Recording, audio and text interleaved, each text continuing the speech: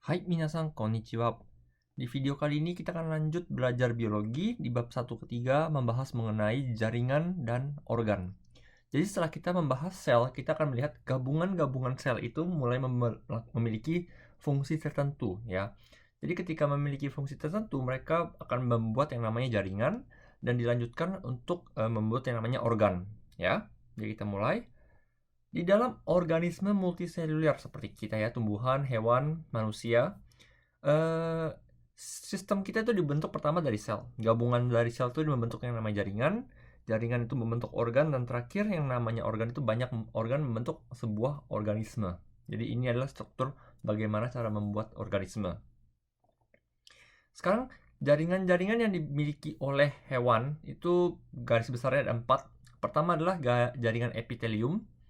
Kalau kalian pernah belajar bahasa Jepang, lihat kanjinya. Kanji di sini ada kanji kulit. Jadi epitelium adalah kanji kulit, adalah jaringan yang akan menyelimuti tubuh kita. Tidak hanya kulit bagian luar, tetapi juga bagian misalnya usus kita. Usus kita juga sebenarnya adalah lubangnya juga dari luar, nyambungnya dari mulut kita masuk. Itu semua juga jaringan epitelium ya. Usus, lambung, dan sebagainya.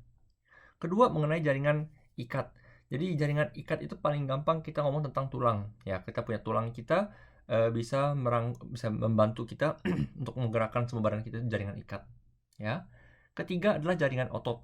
Jaringan otot tentu saja otot kita. Jadi ketika kita mau bergerak dan menggunakan tenaga, otot kita yang akan menggerakkan badan kita. Dan terakhir ada jaringan saraf, di mana kita bisa menerima saraf dan memberikan saraf motorik untuk bergerak juga. Jadi ini adalah jaringan yang dimiliki oleh hewan. Kita lihat satu persatu. Jaringan epitelium ya, itu adalah jaringan yang menyelimuti tubuh ya. Fungsinya ada 4. Pada dasar fungsi ada 4. Pertama adalah sebagai pelindung. Seandainya kamu dari luar, kamu ada luka, dia akan terluka pertama, dia akan melindungi bagian dalam yang penting ya. Yang kedua adalah sekresi. Jadi seandainya kamu ada di dalam itu mengeluarkan zat-zat penting, bagian itu adalah bagian yang mengeluarkan sekresi, yang mensekresikan benda itu ke bagian-bagian lain.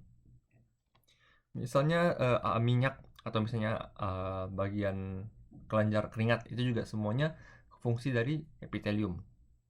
Kemudian mengenai sensori.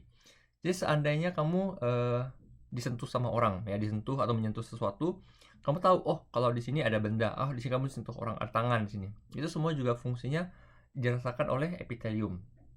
Dan terakhir adalah mengenai absorpsi. Ya seandainya kamu punya usus ya, tadi saya bilang usus juga bagian dari epitelium yang menyelimuti bagian kamu. Ya, usus itu dia punya kayak jari-jarinya sangat banyak sekali. Jadi dia fungsinya bisa mengabsorpsi nutrisi yang sudah dipecah dari makanan yang kamu makan ya. Jadi minimal kamu hafal 4 fungsi epitelium ini. Mengenai jaringan ikat, tadi gampangnya kita ngomong tentang tulang, tetapi tidak hanya tulang, ada macam-macam. Kita punya 1 jaringan ikat longgar, kedua lemak, ketiga tulang rawan, 4 tulang yang biasa, terakhir adalah darah. Jadi bagian-bagian ini kalau kamu lihat, dia menghubungkan antara satu bagian dengan bagian lain ya. Kamu punya tulang itu menghubungkan bagian atas dengan bagian bawah. Kemudian juga kamu punya tulang rawan di telinga kamu atau di hidung kamu juga sama. Lemak juga sebenarnya dia disebut dengan jaringan. Jadi misalnya kayak bagian-bagian yang dalam, yang tidak hanya yang dalam perut yang membuat kamu gemuk saja, tapi juga itu disebut dengan jaringan ikat. Dan darah juga dia akan menghubungkan semua bagian-bagian, terutama di dalam pembuluh darah. Maka itu dihitung sebagai jaringan ikat. Oke. Otot, kita akan mempelajari otot di pelajaran bab 5 ke depannya. Cuman asal kamu tahu saja, jaringan otot itu ya ada 2 jenis. Satu adalah otot yang voluntary muscle, jadi yang bekerja sesuai dengan kemauan kita. Ada juga yang involuntary, jadi yang bekerja tanpa di luar kesadaran kita. Ya misalnya jaringan otot jantung ya. Kalau misalnya otot jantung kamu sadarkan, bisa-bisa oh kamu bilang otot kamu stop, jadi kamu jantung bisa mati, nggak bisa gitu. Yang namanya otot jantung dia pasti bekerja tanpa kesadaran kita, seperti itu ya. Kemudian juga berdasarkan bentuknya kita bisa bagi 3. Ada yang namanya otot lurik, bentuknya panjang-panjang. Kemudian ada otot jantung, panjang-panjang juga, cuma ada di jantung. Kemudian otot polos. Otot polos itu yang ada lagi, ntar saya akan jelaskan ya. Lurik, polos, jantung. Mengenai jaringan saraf di sini, kita punya juga akan belajar jaringan saraf nanti di bab 5. Fungsinya adalah untuk menghantarkan signal untuk berkomunikasi di dalam tubuh, terutama terhadap otak. Jadi kamu misalnya menerima signal, kemudian kamu harus melakukan apa? Apakah kamu harus kabur dari tempat itu, atau kamu harus melawan, fight or flight ya? Itu semuanya larinya ke otak. Jadi punya signal-signal itu masuk dalam tubuh, kemudian dihantarkan oleh semua sel-sel saraf kita. Nah, satuan sel saraf kita yang terkecil adalah neuron namanya, yang ada di gambar di bawah. Kamu juga pernah belajar di SMA. Jadi semua neuron itu digabungkan, nyambung ke dalam tubuh kita, kemudian naik ke atas lewat tulang punggung, tulang sumsum, kemudian ke atas ke otak, kemudian kembali sampai ke bagian motoriknya, yaitu adalah jaringan saraf manusia. Nah, dari gabungan jaringan kita memiliki banyak sekali sistem organ ya. Jadi yang namanya sistem organ itu gabungan dari banyak jaringan ya. Jadi kita punya contoh-contoh jaringan, pertamanya ada pernafasan, pencernaan, darah, ekskresi, sistem saraf, sekresi, limpa, rangka, otot, reproduksi, dan penginderaan. Jadi kalau bisa saya juga akan mencoba untuk membahas ini semua di bab 5, tapi pelan-pelan. Ini adalah sistem-sistem kita yang bekerja, yang membantu kita untuk hidup. Seperti ini, yang memiliki fungsinya. Yang bisa pernafasan, dia menyerap oksigen digunakan untuk membuat energi, energinya itu digunakan untuk bekerja, yang menggerakkan adalah sistem otot, kemudian menjaga sistem rangka, dan sebagainya. Itu semuanya akan nyambung satu sama lain. Baik, kalau gitu kita lanjut. Berikutnya kita lihat organisme multiseluler, terutama yang ada di tumbuhan ya. Jadi pada dasarnya sama, kita punya tumbuhan punya yang namanya sumber terkecilnya adalah sel, kemudian membentuk jaringan, kemudian jaringan membentuk organ, dan terakhir organ itu membentuk sebuah organisme, sebuah tumbuhan ya. Cuman bedanya apa? Jaringan-jaringan yang membentuk tumbuhan itu berbeda dengan yang dibentuk manusia ya. Kita tadi manusia punya pada dasarnya 4 jaringan. Kalau tumbuhan pada dasarnya mereka punya 2. Satu adalah jaringan meristem, jadi jaringan yang terus membelah ya. Kalau kamu baca bahasa Jepangnya di sini, bunretsu soshiki. Bunretsu itu artinya membelah ya. Jadi dia jaringan yang terus membelah, yang terus bertumbuh dan bertumbuh. Jadi jaringan meristem. Kemudian yang di bawah nomor 2 adalah jaringan permanen. Mereka jaringan-jaringan ini yang sudah pasti sudah jadi, yang tidak akan membelah seperti apa lagi, tapi dia memiliki fungsinya lebih keras. Ada yang misalnya untuk fotosintesis, ada yang bisa mengangkut makanan, ada yang bisa mengangkut air dan mineral dan sebagainya. Oke, kamu juga sudah pernah belajar. Nah, jaringan permanen ini pada dasarnya dibagi menjadi 3 ya. Yang nomor 1 ini adalah epidermis, itu bagian luar ya, bagian kulit. Itu kamu nggak usah hitung, nggak masalah ya. Oke lah, kamu hitung seperti biasa. Di dalam tumbuhan yang menarik adalah 3 ini. Yang nomor 2 parenchyma ya, parenkim, dan juga nomor 3, 1, 3, 2 kolenkim dan sclerenchyma. Jika punya parenchyma, kolenkyma, sclerenchyma. Jadi 3 jenis ini yang sering keluar di pelajaran, terutama SD SMP ya. Kamu pernah belajar itu di SD SMP. Itu adalah jaringan yang membentuk tumbuhan ya. Kemudian dari parenchyma, kolenkyma, sclerenchyma ini, gabungan-gabungan itu juga bisa membentuk yang namanya kompleks tissue, jaringan kompleks ya. 3 yang di atas ini adalah jaringan yang simple. Yang di bawah ini adalah yang kompleks ya, xilem dan phloem. Xilem itu jaringan kompleks yang bisa membawa makanan dari atas, dan juga phloem itu yang xilem itu yang membawa air dan mineral, phloem itu yang membawa makanan dari daun. Oke. Sekarang kita lihat ke struktur daun. Kalian pernah melihat struktur daun ini harusnya di mikroskop ya. Jadi kamu pernah eksperimen, kamu potong daunnya kamu taruh secara melintang di atas mikroskop, kemudian kamu lihat permukaannya seperti apa. Nah, kita bisa lihat gambar ilustrasi seperti ini.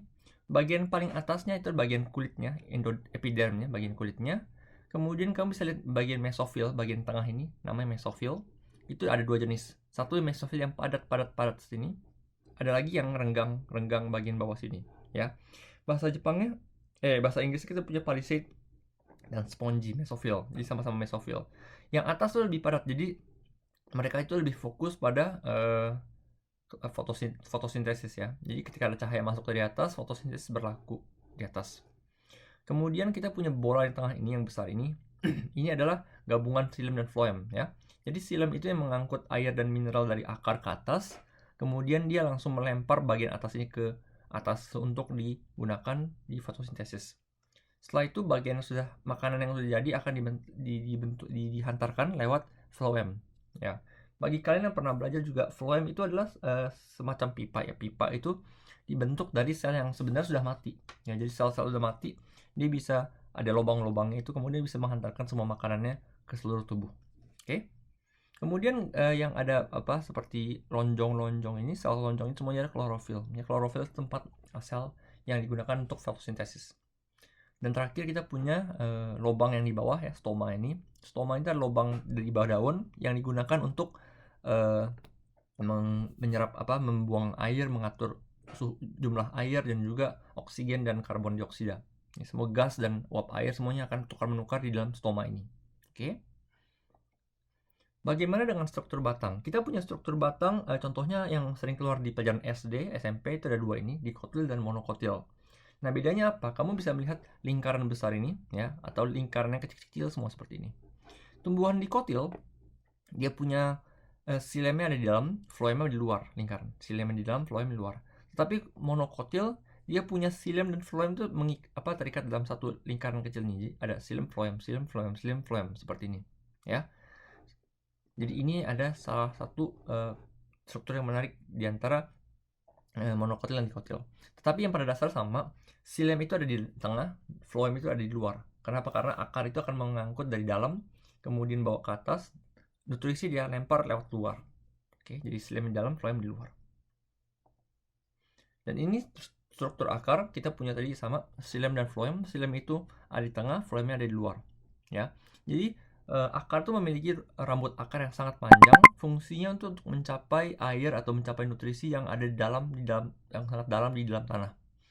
Jadi dia bisa menarik air dan menarik banyak nutrisi dibawa ke tengah. Dan kalau kamu lihat di sini, silem ini bagian sangat-sangat besar ya. Ini bagian silem lebih besar daripada phloem. Maka dari itu dia bisa mengangkut banyak sekali air dan mineral ke atas daun, lewat batang, lewat daun. Oke, jadi itulah kenapa filmnya besar. Kemudian juga tadi yang sudah saya jelaskan mengenai jaringan, di sini kamu lihat ada apical meristem, jaringan meristem yang paling ujung. Jadi kamu bisa lihat di sini kalau akar itu juga dia akan terus memanjang ke bawah, dia akan memanjang ke bawah seperti itu, bagian-bagian meristemnya itu. Baik, itu saja untuk pelajaran jaringan dan organ kali ini. Bagi kalian yang lupa, coba kalian buka pelajaran-pelajaran SMP, SMA kalian. Lihat, yang namanya biologi memang kita akan adu keingatan kita, apakah kamu masih ingat pelajaran-pelajaran sudah lama, seperti itu.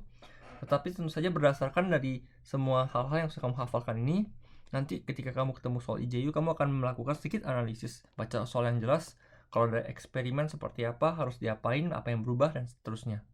Baru kamu bisa menjawab soal IJU dengan baik. Oke? Jadi semakin banyak kamu belajar untuk pelajaran biologi, kamu akan mendapatkan waktu yang banyak di dalam soal IJU nanti. Oke? Saya akan ketemu kalian di video berikutnya. Terus semangat belajar. Thank you. Ganbatte kudasai. Sayonara.